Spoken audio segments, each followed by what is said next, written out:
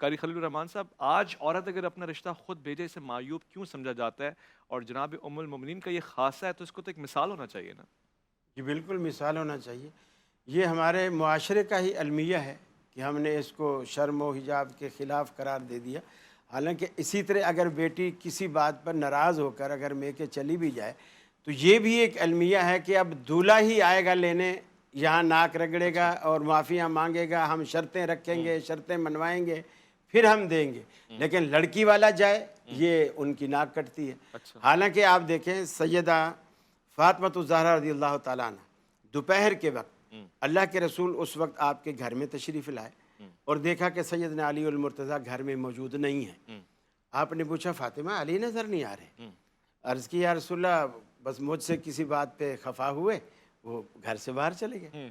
تو آپ نے حضرت فاطمہ سے ایک لفظ نہیں پوچھا کہ وہ کیا بات تھی، کس بات پہ خفا ہوئے، کیوں خفا ہوئے، بات شروع کس نے کی تھی، قصور تیرا تھا یا اس، ایک بات نہیں پوچھی. فوراً بلال سے کہا دیکھو باہر مسجد میں دیکھ کر آئے تو ابو تراب جی وہاں لیٹے ہوئے تھے. آپ نے بدن سے مٹی جھاڑی اور کہا کم یا ابو تراب، اے مٹی والے اٹھو. سیدنا علی المرتضیٰ اٹھے، حالانکہ ان کی کنیت ابو الحسن تھی، لیکن رسول اللہ صلی اللہ علیہ وسلم کے منہ مبارک سے نکلے ہوئے یہ الفاظ اتنے پسند آئے کہ انہوں نے کنیت ہی اسی کو بنا دی. اللہ اکبر. اب آپ نے حضرت علی کو اٹھایا، ہاتھ پکڑا اور بیٹی کے گھر لے آئے. سبحان اللہ. پورا راستہ نہیں پوچھا کہ علی کس بات پہ لڑائی ہوئی تھی، جی ناراضگی کس بات پہ تھی، جی. قصور تیرا تھا یا یہ قریتے وہ لوگ ہیں جن لوگوں نے بیٹیوں کا گھر نہیں بسانا. صحیح فرما رہا. ٹھیک ہے. اور جو بسانے والے ہوتے ہیں جی. اور یہ رسول اللہ صلی اللہ علیہ وسلم یا ان کی ناک سے اونچی ناک، ان کی عزت سے اونچی عزت، ان کے خاندان سے اونچا خاندان دنیا میں کون ہو سکتا ہے؟ آپ داماد کا ہاتھ پکڑ کے گھر لا رہے ہیں. اللہ اکبر. علامہ صاحب کتنی خوبصورت مثال ہے. آپ اس اتفاق تو کرتے ہیں نا کہ جب ناچاتی ہو جائے میاں بیوی میں، اور جو مثال دی کہ جناب علی اور جناب فاطمہ میں اگر ناچاتی ہو رہی تو خود رسول اللہ لے کر آ رہے ہیں، یہ کہاں آج کل پایا جاتا ہے؟ آپ بسم اللہ الرحمن الرحیم. آپ کا جو سوال جناب قاری خلیل الرحمان صاحب سے تھا وہ یہ تھا کہ حضرت خدیجہ نے خود سے پرپوز کیا ہے پیغمبر کے لیے رشتے کا، تو کیا یہ اچھا عمل تھا یا نہیں؟ یہاں سے جناب قاری صاحب کہیں اور ان کی اڑان جو ہے وہ چلی گئی.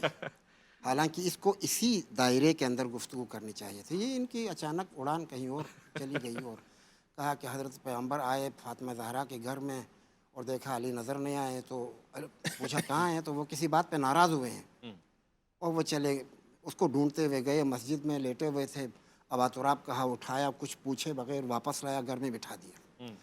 پوری کہانی جعلی ہے اور کہیں پر ثابت نہیں ہے کہ پوری ازدواجی زندگی میں حضرت فاطمہ زہرا ایک لحظے کے لیے حضرت علی سے ناراض ہوئی. اللہ اکبر. سبحان ایک لحظے کے لیے.